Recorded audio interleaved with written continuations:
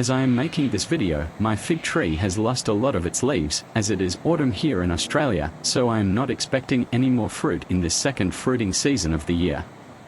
Likewise, in Israel, the fig tree nation, the government has just lost one of the leaves on its tree, if you want to say it that way, as one of the members of the Knesset has left the ruling coalition led by Naftali Bennett, leaving his government without a majority in the Knesset, Israel's parliament. This means the government is much weaker, as it can't pass any legislation without the help of the opposition parties of Netanyahu and his allies, which are the right-wing and religious parties. So it is quite likely that Netanyahu will try at some point to force a new election, especially if another MK decides to jump ship, which is also quite likely. Israel is also in a difficult situation right now because of terrorist attacks inside of Israel happening during the month of Ramadan, where Israeli civilians have already died, and this means the nation is now on a high alert. But the biggest development I see right now is that Russia and Ukraine are at a critical point in the war that was started when Vladimir Putin, who I believe is the king of the north described in Daniel 11 verses 40 to 45, invaded Ukraine and has occupied several cities, but has not captured the capital of Kiev. I believe it is possible that sometime in the next 5 weeks, Putin may turn his attention to the south, towards Israel, in fact. Volodymyr Zelensky, the president of Ukraine, said a very striking thing in the last few days which makes me think that Putin will start having very different thoughts towards Israel than what he has had in the past.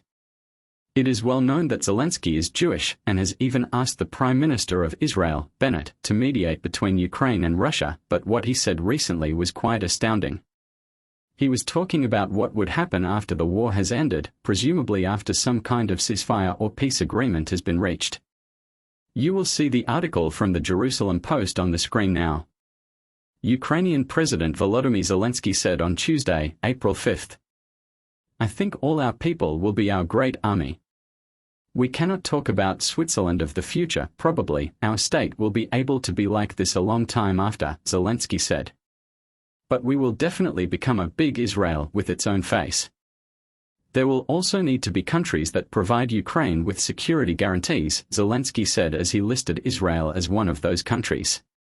All this is being discussed at the level of advisors and leaders with France, the United States, Turkey, the United Kingdom, Poland, Italy, Israel, and there are many friends who want to join, Zelensky said. So far, we have not received a specific list of guarantees and a list of countries that are ready to join us 100%. So Zelensky wants Ukraine to be militarily strong like Israel and to have a strong military alliance with Israel, which leads to the question, is Israel strong enough to defend itself against an invasion by Russia and its allies, and also to help Ukraine defend itself if Russia were to attack Ukraine in the future, and more importantly, what does Putin, the king of the north, think about all of this? What makes me pause to think is the question about Israel's strength at this time in relation to Psalm 90 verse 10 and the barren fig tree generation. The days of our lives are 70 years. And if by reason of strength they are 80 years. Yet their boast is only labor and sorrow. For it is soon cut off, and we fly away. Is Israel strong enough, as is their boast, to even make it to 80 years, or will they be cut off, at which point we fly away in the rapture? The barren fig tree parable seems to indicate that it is possible that the fig tree nation will be cut down after 4 years following the 70th year, if it does not bear fruit. He also spoke this parable, a certain man had a fig tree planted in his vineyard, and he came seeking fruit on it and found none. Then he said to the keeper of his vineyard, Look, for 3 years I have come seeking fruit on this fig tree and find none. Cut it down, why does it use up the ground? But he answered and said to him, Sir, let it alone this year also, until I dig around it and fertilize it. And if it bears fruit, well. But if not, after that you can cut it down.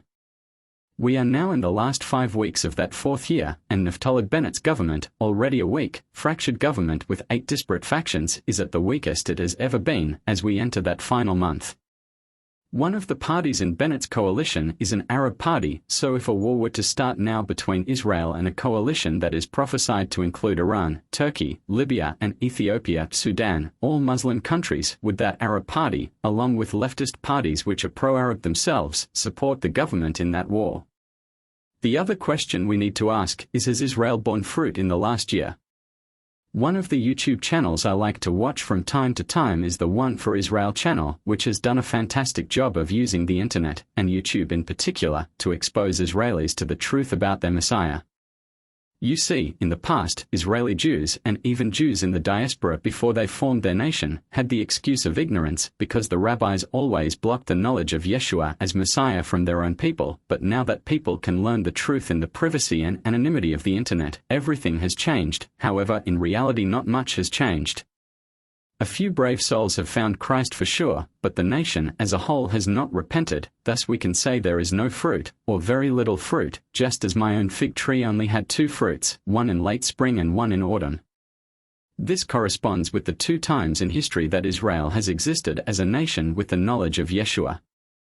The first time was when Yeshua walked in their midst 2,000 years ago, after which the nation was cut off after about 74 years from his birth when they rejected him, and now, after 74 years, again, the nation as a whole does not have a consensus to accept their Messiah. So soon I believe the time of Jacob's trouble will commence, during which time Israel will accept their Messiah, as the 144,000 Jewish evangelists preach the gospel of the kingdom.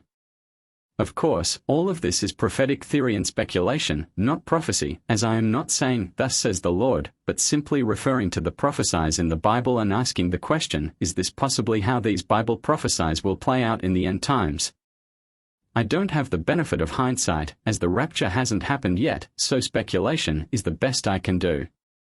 As always, if you feel led, please comment, like and subscribe, and see you in the air, if the Lord doesn't tarry.